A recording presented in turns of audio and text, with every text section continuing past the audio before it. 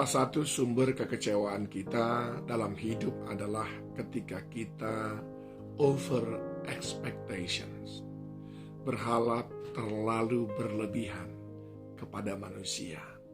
Manusia itu penuh dengan kekurangan, saudaraku, penuh kelemahan.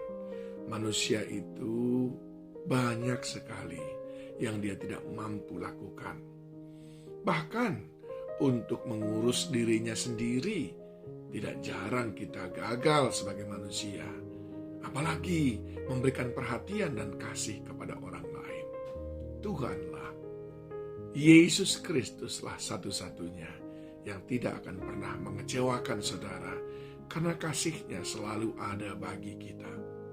Di dalam Yeremia 31 ayat 3, firman Tuhan berkata, dari jauh Tuhan menampakkan diri kepadanya. Aku mengasihi engkau dengan kasih yang kekal. Sebab itu aku melanjutkan kasih setiaku kepadamu. Aku mengasihi engkau dengan kasih yang kekal. Ini yang tidak mengecewakan, saudaraku. Saya ingin saudara mengerti 4 hal pada pagi hari ini. Yang pertama, hanya Tuhan yang mampu memberikan kita kasih yang kekal. Kekal berarti dalam segala keadaan. Kekal berarti sekarang sampai selama-lamanya. Tidak berubah, takarannya tetap sama, kualitasnya tetap sama. Hanya Tuhan yang mampu melakukannya. Nah, yang kedua, sering sekali saudara punya kesimpulan bahwa hubungan darah itu seolah-olah menjadi jaminan bahwa kita akan saling mengasihi apapun yang terjadi. Saya mengatakan di banyak keluarga hal itu terjadi, tapi tidak di semua keluarga. Bahkan sebaliknya, sering sekali justru keluarga itu pula yang membuat kita pada akhirnya kecewa. Keluarga itu pula yang pada akhirnya membuat kita merasa dirugikan. Oleh sebab itu saya ingin mengajak saudara, jangan berharap banyak, jangan terlalu mengambil kesimpulan, kan saya anaknya, kan saya bapaknya, mengapa tidak dikasihinya, mengapa tidak disayanginya. Jangan, saudaraku, saudara akan kecewa.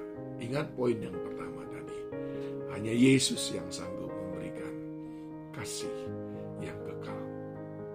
Oleh sebab itu banyak sekali orang kecewa. Lah, kan saya ini anaknya, kan saya ini sudah seperti anaknya, kan saya ini orang tuanya, kan saya ini pendetanya, kan saya ini anak rohaninya. Jangan. Saudara akan kecewa kalau cara berpikir seperti itu. Hanya Yesus yang sanggup melakukannya. Hubungan darah tidak mampu menjamin. Lihat Mazmur 27 ayat 10. Sekalipun ayahmu dan ibumu, di sini dikatakan sekalipun ayahku dan ibuku meninggalkan aku, kata Daud, namun Tuhan menyambut aku. Daud sudah punya pengalaman, dia ditolak saudara-saudaranya, ditolak oleh rajanya, tidak diperhatikan oleh orang tuanya dalam masa kesukaran. Dia menghadapinya sendiri, tapi dia tahu Tuhan menyertai. Betapa perihnya hati ini, saudaraku, ketika dalam kesulitan, orang yang tadinya saudara pikir adalah orang yang paling mengasihi saudara, tidak mengasihi saudara. Oleh sebab itu, perhatikan baik-baik. Hubungan darah tidak selalu menjamin. Jangan terlalu berharap pada manusia, sebab sekalipun mereka orang tua kita, sekalipun mereka gembala kita, bapak rohani kita, ibu rohani kita, kakak rohani kita, mereka tetaplah manusia. Sekalipun mereka anak kita, yang adalah jenderal, yang adalah direktur, yang adalah kepala ini, kepala itu, mereka tetap manusia. Dan yang ketiga, saudaraku, Yesus adalah sahabat yang melebihi saudara pada masa kesesakan.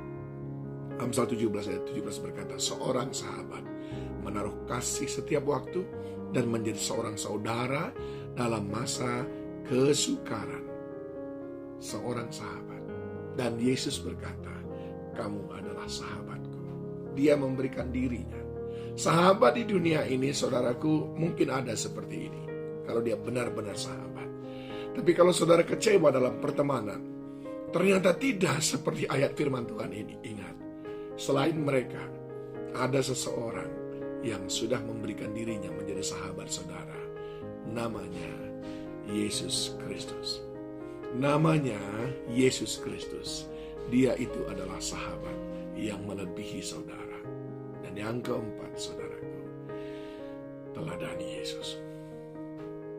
Kalau engkau belum mendapatkan kasih dari orang lain seperti yang kau harapkan, jangan itu menghentikanmu untuk belajar mengasihi. Karena ada model yang lain, ada contoh yang lain, ada teladan yang lain, yaitu Yesus Kristus. Kita memang tidak bisa dipuaskan, kita memang tidak bisa mendapatkan gambaran yang utuh ketika kita hanya melihat manusia dalam mengasihi sesama. Kita sesungguhnya tidak tahu bagaimana mengasihi. Tuhanlah yang mengajari kita. Teladani Yesus. Yesus sering loh kita kecewakan. Dia sudah mengasihi kita dengan sedemikian rupa, tapi kita gagal mengasihi dia. Adakah dia berhenti mengasihi? Tidak. Kalau engkau sekarang tidak menemukan kasih yang abadi, kasih yang kekal, selain dari dalam Yesus, teladani Yesus, supaya kelak engkau mampu memberikannya kepada sesama. Kalau engkau selama ini gagal mengandalkan hubungan darah dalam hal mengasihi, teladani Yesus. Ketika semua orang lain pergi, dia tetap ada. Kalau engkau selama ini kecewa dengan sahabatmu dalam mengasihi engkau, teladani Yesus yang adalah sahabatmu yang sejati. Tetap mengasihi dengan kasih Tuhan. Tuhan memberkati.